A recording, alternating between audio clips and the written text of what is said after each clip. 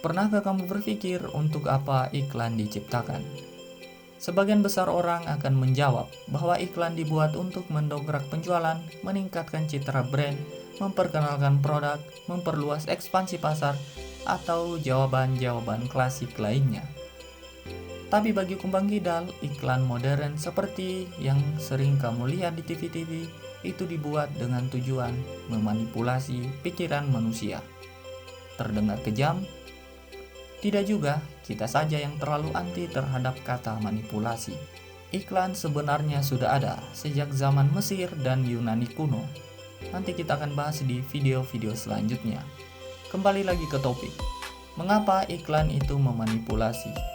Sabar dulu, nantikan jawabannya di akhir video. Tahukah kamu bahwa total belanja iklan di Indonesia pada tahun 2019 di televisi, radio, dan media cetak mencapai 168 triliun rupiah atau setara dengan 324 buah pesawat pribadi jet Gulfstream 4 milik Tom Cruise atau sama dengan 26.250 mobil mewah Ferrari F12 TDF milik Cristiano Ronaldo. Jumlah yang sangat besar, bukan? Kalau uang segitu dibelikan es cendol, bisa tenggelam satu Indonesia. Lalu mengapa perusahaan rela mengeluarkan uang begitu banyak untuk membiayai iklan di televisi, media cetak, dan radio?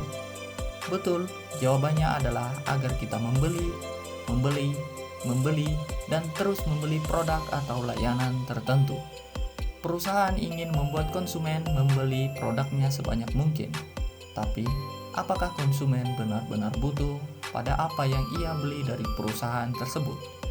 Sepanjang tahun 2019, layanan online atau e-commerce menjadi kategori yang paling boros soal beriklan, dengan total belanja iklan sebesar 10,3 triliun rupiah.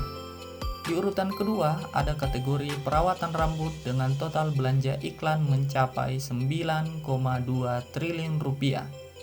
Pengiklan terbesar ketiga adalah kategori pemerintahan dan organisasi politik dengan belanja iklan sebesar 8,8 triliun rupiah. Wah, ini pasti karena pertarungan cebong dan kampret di Pilpres kemarin. Selanjutnya ada kategori perawatan wajah dengan belanja iklan sebesar 8,1 triliun rupiah.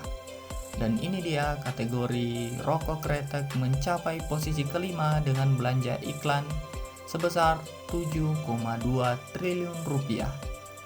Inilah kelima kategori penyumbang iklan terboros di Indonesia. Kebayang dong kalau uang sebanyak itu dibagikan kepada rakyat miskin, anak yatim, atau buat nyicil utang negara kita yang kian hari kian menggunung.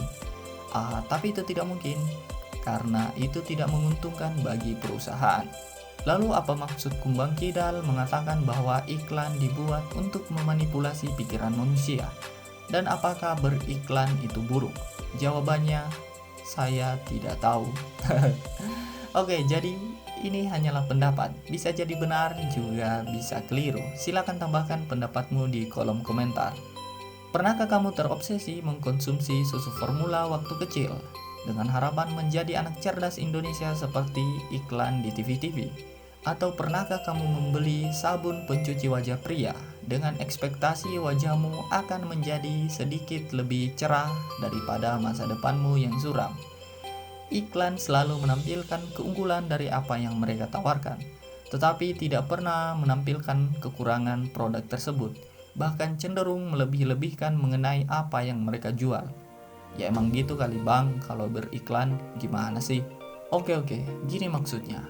Iklan susu formula misalnya, mendorong para ibu untuk memberi anak mereka susu formula, dengan iming-iming sang anak akan menjadi lebih cerdas, lebih pintar, dan lebih-lebih lainnya daripada anak yang tidak mengkonsumsi susu formula.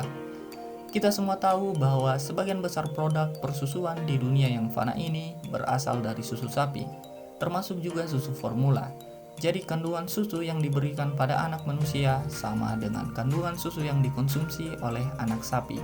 Jadi bukankah kita sudah menjadi tidak waras jika mengharapkan anak-anak menjadi cerdas dengan mengurangi asupan ASI dan menggantinya dengan susu formula?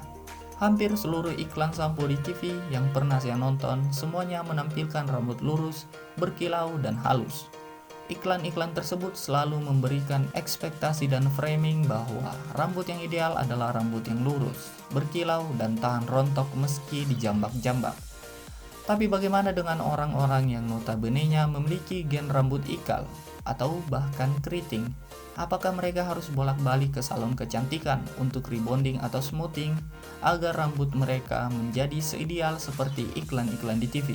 Mungkin kalian juga pernah melihat iklan parfum pria yang menjadikan bidadari berguguran dari langit ketika mencium aroma parfum tersebut di tubuh sang pria. Dan kamu mulai berpikir bahwa kamu menjomblo bertahun-tahun karena salah pilih parfum. Padahal kamu jomblo karena kurang ngaca aja. Iklan memang memuat informasi seputar apa yang mereka tawarkan, dan iklan juga bertujuan untuk mendorong penjualan. Tapi iklan kadang melewati batas kejujuran dalam menyampaikan informasi. Tak jarang iklan membuat framing yang berlebihan mengenai sudut pandang tertentu. Hal terpenting dalam beriklan bukanlah penjualan, tetapi bagaimana menciptakan customer yang super loyal. Karena perusahaan ingin kamu membeli berulang-ulang apa yang mereka tawarkan. Jadi jangan heran ketika ada orang yang rela mengeluarkan uang banyak untuk membeli smartphone merek yang sama setiap keluar seri terbaru. Tentu itu bukan karena kebutuhan semata, melainkan untuk memuaskan rasa ingin yang ada dalam diri manusia. Perusahaan menginginkan customer yang loyal dan menciptakan masyarakat yang konsumtif. Artinya mereka ingin kita terus membeli apapun yang mereka jual, walau kadangkala kita tidak membutuhkan produk tersebut. Lalu pada akhirnya adalah konsumen itu dianggap sebagai objek, bukan subjek. Konsumen adalah komoditas bagi perusahaan.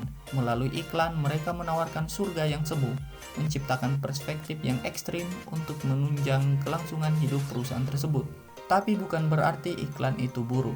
Justru jika iklan tidak ada, maka jangan berharap program televisi kesayanganmu tetap eksis.